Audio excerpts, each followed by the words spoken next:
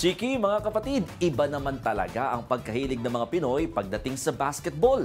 Kitang-kita naman yan sa ginaganap po na FIBA Basketball World Cup. Pero, saan nga ba nagsimula ang love for basketball natin? Narito ang aking report. Nakayapak man at walang jersey, tuloy lang sa basketball ang mga binatang ito sa Malabon.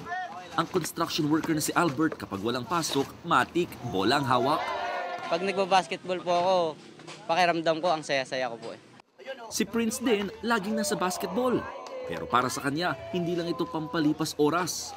Ko na sa puso ko eh. Gusto ko talaga po maging player. Kaya lagi po naglalaro. Para maahon ko din po yung pamilya ko. Malapit sa kalsada at tabing ilog lamang ang ginawa nilang half court. Pero kahit napupunta ang bola sa ilog, never say die sila sa laro. Pag lumalayo, nilalangoy po. Pagka lumalapit naman po, nilulusong lang, sinusungkit lang po. Basketball din ang hilig ng mga batang ito sa Cubao.